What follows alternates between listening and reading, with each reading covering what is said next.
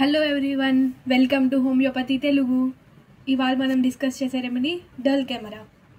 Dull camera యొక్క family సోలనేసి family నుంచి చాలా రెమెడీస్ ఉన్నాయి. అందులో డల్ కెమెరా ఒకటి. Common name bitter sweet.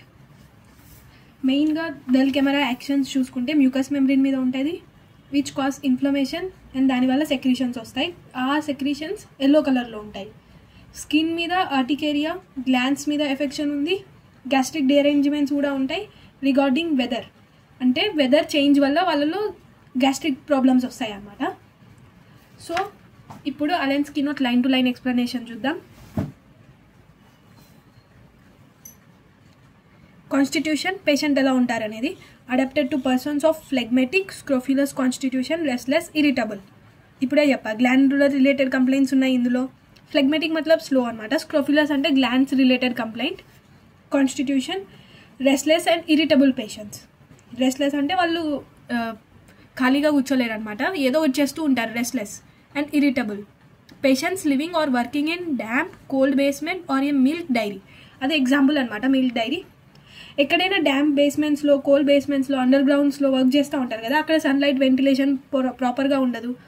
అలాంటి పర్సన్స్కి ఎక్కువ రెస్పిరేటరీ కంప్లైంట్స్ వచ్చే ఛాన్సెస్ చాలా ఉంటాయి అన్నమాట. మనకు ఇలాంటిదే సిమిలర్ హైడ్రోజినాయిడ్ కాన్స్టిట్యూషన్లో నెట్రమ్ సల్ఫ్ కూడా ఉంది. సేమ్ కండిషన్స్, రెస్పిరేటరీ ప్రాబ్లమ్స్కి చాలా ఛాన్సెస్ ఉంటాయి. సో డల్ కెమెరా కూడా మంచిగా వర్క్ చేస్తుంది.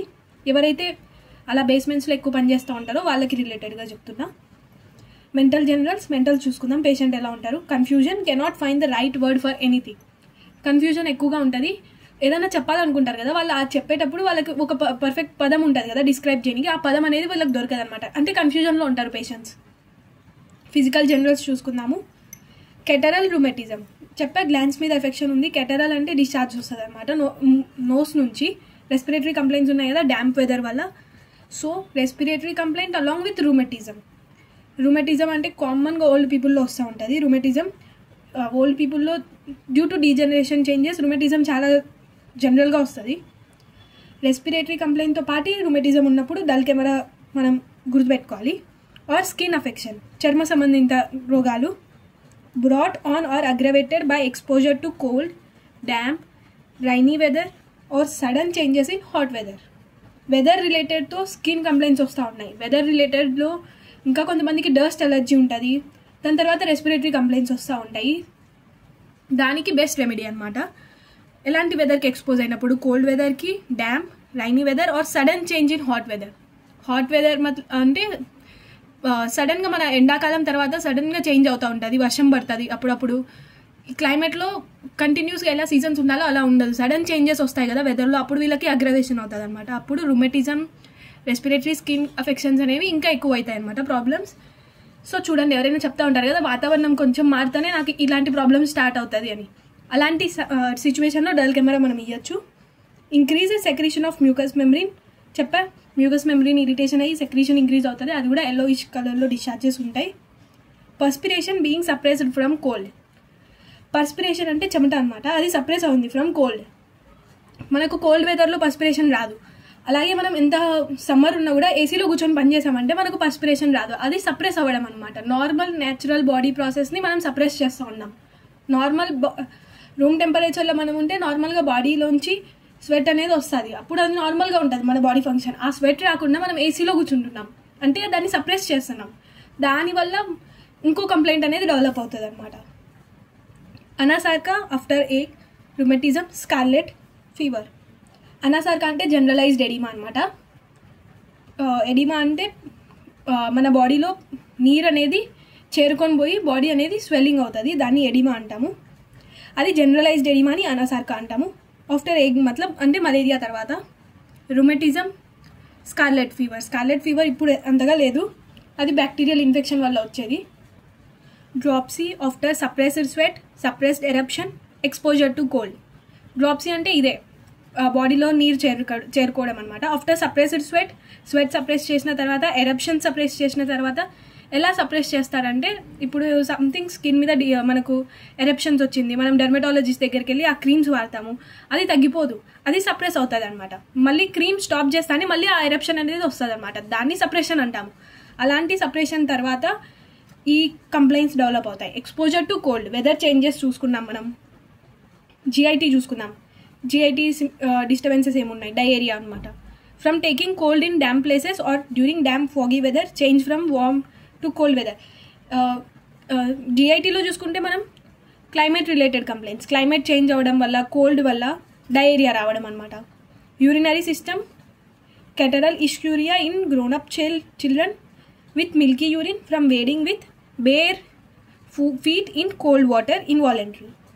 Catarrhal ischemia అంటే రెస్పిరేటరీతో పాటి యూరినరీ సిమ్టమ్ అనమాట. నోస్ డిశ్చార్జ్ విత్ ఇస్క్యూరియా అంటే పెయిన్ఫుల్ యూరినేషన్, వాళ్ళు యూరిన్ అనేది పాస్ చేయలేరు అనమాట. ఇనేబిలిటీ గ్రోనప్ చిల్డ్రన్లో. With milky urine from wading bare feet in cold water. మనం రైస్ క్రాప్స్లో చూసుకుంటే అక్కడ నీళ్ళల్లో పనిచేసే వాళ్ళు ఉంటారు, కాళ్ళు నీళ్ళల్లో తిరుగుతారు, లేదా వర్షం పడింది, నువ్వు చెప్పులు వేసుకోకుండా తిరిగినావు, ఎక్కడికైనా bare feet without any slippers మనం తిరుగుతాము, అప్పుడు ఈ కంప్లైంట్స్ వస్తాయి అన్నమాట. Urinary complaints, involuntary. Skin related urticaria చూసుకున్నాం మనము. Skin is delicate, sensitive to cold, liable to eruptions, especially urticaria. Every time patient takes cold or is long exposure to cold. Main environment నుంచి complaint. ఎప్పుడైతే చల్లదనానికి expose అయ్యారో దాని తర్వాత skin complaints అనేవి వస్తాయి అనమాట. సెన్సిటివ్ టు కోల్డ్ అనమాట patient. Also heat, ఎప్పుడైతే హీట్ వెదర్ నుంచి సడన్గా కోల్డ్ వచ్చిందో అప్పుడు కూడా పేషెంట్కి కంప్లైంట్స్ వస్తాయి. ర్యాష్ బిఫోర్ ద మెన్సెస్ వచ్చే ముందు ర్యాష్ వస్తుంది అనమాట, స్కిన్ ర్యాష్. ఇదే సేమ్ సిమ్టమ్ బెల్లడోనాలో కూడా ఉంది. Urticaria over whole body, no fever, itching, burns after scratching, aggravation in warmth, amelioration in cold. Urticaria due to allergy, పొలన్కి ఎక్స్పోజ్ అవ్వడం వల్ల, డస్ట్ నుంచి మనకు అలర్జీ స్టార్ట్ అవుతుంది, దానివల్ల వచ్చేది స్కిన్ అర్టికేరియా. ఫుడ్ వల్ల, వెదర్ వల్ల, ఆర్టిఫిషియల్ ఆర్నమెంట్స్ వల్ల, ఏ అలర్జీ వల్ల అయినా స్కిన్ యొక్క కంప్లైంట్ వస్తుంది కదా, దాన్ని అర్టికేరియాలో తీసుకుంటాము. Whole body with no fever, itching, burns after scratching, విపరీతమైన దురద ఉంటుంది, దాన్ని వాళ్ళు గోక్కుంటారనమాట. దాని తర్వాత అగ్రవేషన్ అవుతుంది. అగ్రవేషన్ అనేది వార్మ్త్, అమెలరేషన్ ఇన్ కోల్డ్ నుంచే కంప్లైంట్స్ స్టార్ట్ అవుతున్నాయి, కానీ పేషెంట్కి కోల్డ్ వల్ల అమెలరేషన్ అనిపిస్తుంది అనమాట. ఎక్కడైతే ఇచ్చింగ్ అయిందో అక్కడ కోల్డ్ వల్ల అమెలరేషన్ అవుతుంది, వార్మ్ వల్ల ఇంకా కంప్లైంట్ ఎక్కువ అవుతుంది. Thick brown yellow crust on scalp, face, forehead, temples, chin with reddish borders, bleeding when scratch. ఎప్పుడైతే పేషెంట్ ఈచింగ్ వల్ల స్క్రాచ్ చేస్తారో దాని తర్వాత బ్లీడింగ్, సేమ్ సల్ఫర్ లాగా. థిక్ బ్రౌన్ ఎల్లో క్రస్ట్ ఉంటుంది. క్రస్ట్ అంటే మనకు తెలుసు కదా, ఎక్కడైతే ఈ ఎగ్జిమా పేషెంట్స్ చూసుకోవచ్చు, సోరియాసిస్ పేషెంట్స్ చూసుకోవచ్చు, క్రస్ట్గా స్కిన్ వాళ్ళకి ఊడిపోతూ ఉంటుంది, ఇక్కడ అది బ్రౌన్ ఎల్లో కలర్లో ఉంటుంది. లొకేషన్ చూసుకోండి, scalp, face, forehead, temple, chin. Warts చూసుకుంటే warts fleshy, large, smooth on face or back of hands and fingers. Warts పులిపిరిలు ఎక్కడెక్కడ ఉన్నాయంటే, ఫస్ట్ పులిపిరి అనేది లార్జ్ సైజులో ఉంటుంది, స్మూత్గా ఉంటుంది, ఫేస్ మీద, back of hands and fingers. ఈ పులిపిరి కంప్లైంట్లకు కూడా ఈ డల్ కెమెరా అనేది బెస్ట్ రెమెడీ అనమాట. థూజా కూడా ఉంది, కింగ్ ఆఫ్ వాట్స్ రెమెడీ అని చెప్తాము. వాట్స్ కంప్లైంట్స్కి కూడా బెస్ట్ రెమెడీ. మిగతా కండిషన్స్ ఎప్పుడు అగ్రవేట్ అవుతున్నాయి, కోల్డ్లోనా, వెదర్ చేంజా, అవి చూసుకొని హోమియోపతి మెడిసిన్ ఇవ్వాలి. మొడాలిటీస్ చూసుకుందాం. పేషెంట్కి ఎప్పుడు ఎలా ఫీల్ అవుతుంది, అగ్రవేషన్ ఎప్పుడు, అమెలరేషన్ ఎప్పుడు. From cold in general, aggravation, cold air, cold wet weather, suppress menstruation, eruption, sweat మనం చూసాం. స్కిన్ కంప్లైంట్స్ కూడా చాలా వరకు సప్రెషన్ వల్లనే వస్తాయి. స్కిన్ కంప్లైంట్స్ తర్వాత రెస్పిరేటరీ వరకు కూడా, ఆ సప్రెషన్ వల్ల రెస్పిరేటరీ వరకు కూడా కంప్లైంట్స్ డెవలప్ అవుతాయి. Amelioration from moving about, opposite to bryonia. Movement from moving about, amelioration అంటే రస్టాక్స్ లాగా మూమెంట్ చేస్తే అమెలరేట్గా ఫీల్ అవుతారు. బ్రయోనియాలో స్లైటెస్ట్ మూమెంట్ కూడా అగ్రవేషన్. ఓకే, బ్రయోనియా లాగా ఇందులో కంప్లైంట్స్ కూడా ఉన్నాయి వెదర్ రిలేటెడ్. సో ఇక్కడ బ్రయోనియా చెప్పాను మీకు. Thank you.